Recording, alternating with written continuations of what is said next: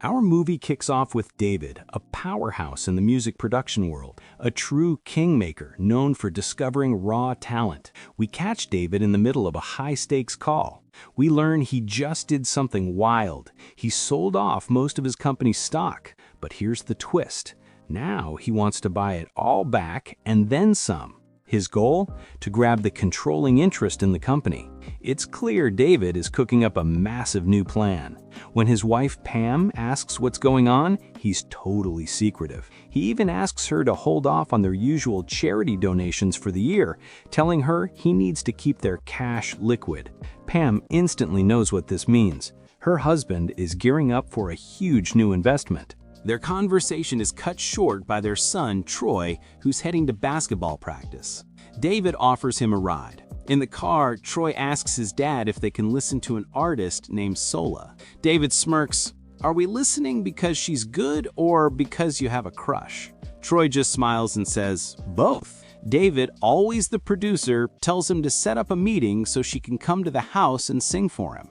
They get to the basketball court and we meet Kyle, Troy's best friend. Kyle also happens to be the son of Paul, David's personal driver. And the first thing you notice, Kyle and Troy look a lot alike. David apologizes to the boys. He can't stay for practice because he has work at the office.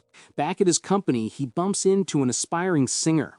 David is famous in the industry for his golden ear. He can spot a true talent from the first note, but he brushes her off, saying he's too busy. He heads straight to his partner, Patrick, who is baffled by David's sudden decision to buy back the stock. David lays out the truth. He knows a rival company is planning a hostile takeover, and these new guys, they don't care about art.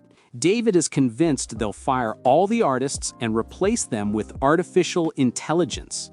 To David, AI-generated music is just noise. It's dead, it has no soul. David explains he has a new plan that will make them tons of money. He makes Patrick a juicy offer. Sell him his shares, plus a massive annual contract. Patrick agrees, knowing David is a shark when it comes to business. That night, David gets home and tells Pam everything. He explains he's selling all their assets and taking out massive loans to pay for the stocks. Pam is thrilled. She knows her husband is a high-stakes gambler, and that's why he's at the top of his game. But suddenly, in that exact moment, the phone rings. It's an unknown caller, and the news on the other end shatters their world. Their son, Troy, has been kidnapped. Pam is paralyzed with fear. David immediately calls the police, telling them his son is gone and the kidnapper is demanding a ransom. When the cops arrive, they ask for the details. David tells them the demand, $17.5 million. But here's the bizarre part. They want the money in Swiss francs, all in 1,000 franc bills. The lead detective, Brad, takes David aside. He warns him that in most kidnapping cases, the perpetrator is someone close to the family. David immediately dismisses the idea. Meanwhile, in all the chaos, Paul, the driver, is frantically asking if anyone has seen his son, Kyle. He says Kyle never came home and his phone is off. But with the boss's son missing, nobody pays any attention to him. In fact, the detectives start questioning Paul, pulling him aside and preventing him from leaving to find his own son. They suspect that he and Kyle might be involved in Troy's disappearance. And then suddenly, Pam runs in shouting, "They found him! They found Troy!" The detectives bring Troy into the house, safe and sound. But as the family celebrates, Paul is terrified, asking, "But where is Kyle?" And that's when the police drop the bombshell. The kidnapper made a mistake. He grabbed the wrong boy. He took Kyle by accident, thinking he was Troy. Troy explains what happened. At lunchtime, he and Kyle went to get food. They wanted different things, so they split up, agreeing to meet back in a few minutes. But they never did. And since their phones were locked in their school lockers, Troy had no way of knowing what happened to Kyle. Right on cue, the kidnapper calls again. David picks up. "Do you realize you took the wrong person?" The kidnapper's voice is cold. "Yeah, I figured that out." David tries to call his bluff. "Well, then I'm not obligated to pay you anything." But the kidnapper's response is chilling. "You do that, and this boy's blood is on your hands." David panics. He tries to negotiate, promising the kidnapper he'll call off the police if he just lets Kyle go. But the kidnapper isn't listening. He just repeats his demand for the money and says he'll call in the morning with the drop-off details. After the call, David is furious that the police failed to trace the call. Later, the detectives are analyzing the kidnapper's strange demand. Why Swiss francs? One of the analysts cracks it. The 1,000 franc note is 10 times lighter than a $100 bill. In dollars, the ransom would weigh a back-breaking 170 kilos, about 375 pounds. But in francs, it's a manageable 17 kilos, about 37 pounds. Light enough to grab and run. A broken Paul goes to David begging him. "If you don't pay, he'll kill my son," he pleads. "Just call it a loan. I'll pay you back." David hesitates, telling him the amount is too big. Paul fires back. "You were ready to pay it for your son, Troy. Why not for Kyle?" Paul knows David needs that cash for his new business deal. David is not trapped in an impossible choice. Pay the ransom, save Kyle, but lose his company and go bankrupt. Or refuse and let his driver's son die. His partner, Patrick, gives him a cold, hard warning. If you don't pay, the PR fallout will destroy you. The media, social media, they'll crucify you for letting the driver's son die. Your reputation will be worthless. David goes to Pam. She gives him the answer he needs. You are willing to risk everything on a business deal that could win or lose. Just consider this a loss. But in return, you'll win the respect of everyone, especially your own son, Troy. He finds Troy in his room, devastated. Troy tells his dad that if Kyle dies, his own life is over.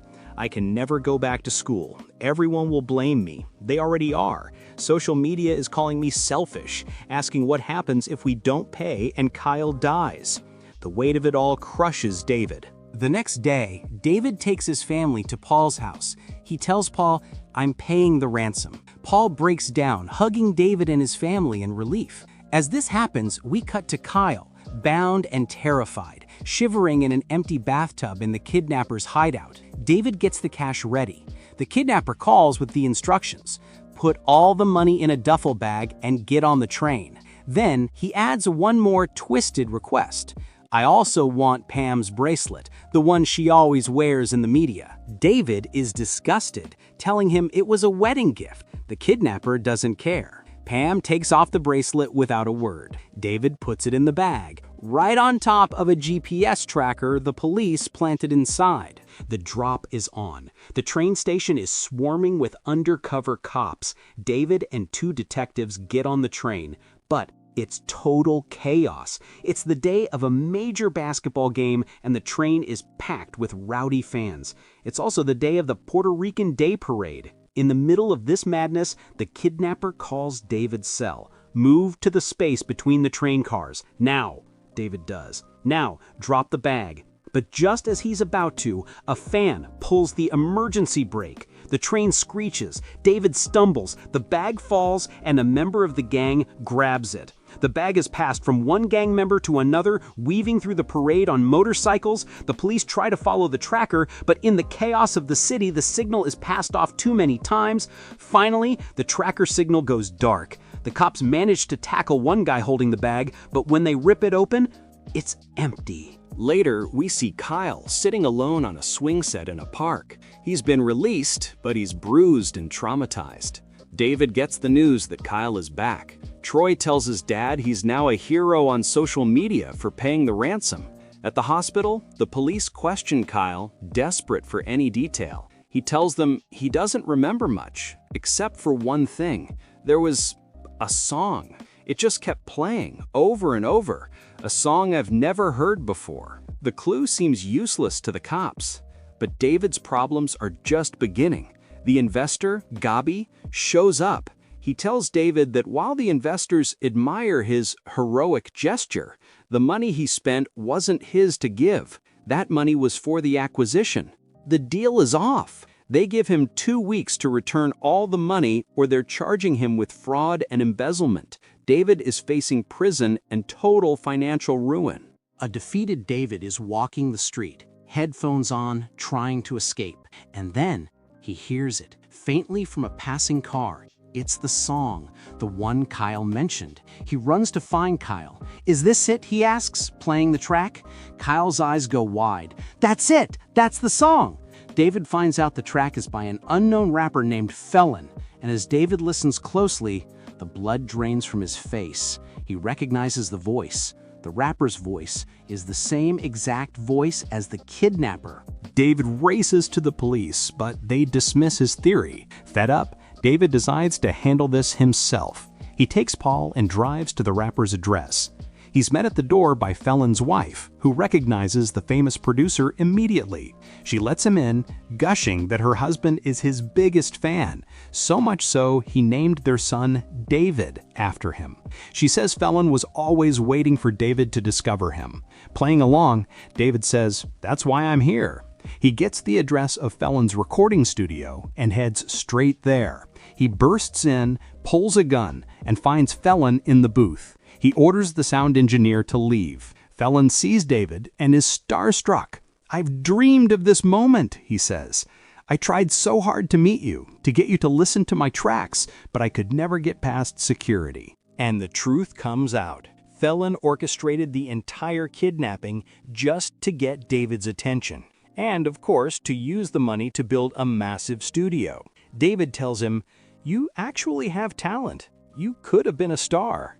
But you chose the wrong path." He demands to know where the money is. In response, Felon pulls his own gun and fires at David. Felon bolts. As he escapes, he fires wildly at Paul, who's waiting in the car.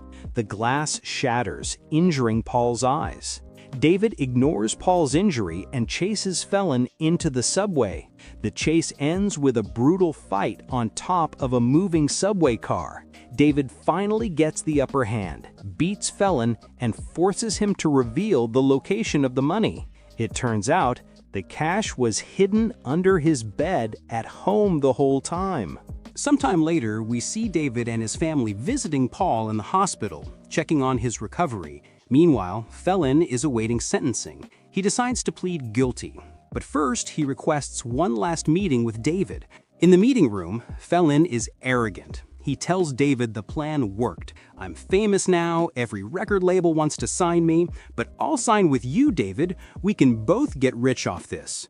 David looks at him, disgusted. "I don't work with criminals," he says. "Enjoy your time in prison." He gets up to leave. Felon flies into a rage, screaming and cursing at David as he's dragged away. The next day, David is back home. He hears music. It's Sola, his son's friend, singing in their living room. He stops and really listens. He hears her talent. He smiles, realizing he's found his next big star. He decides to produce her first song. And that's where the movie ends.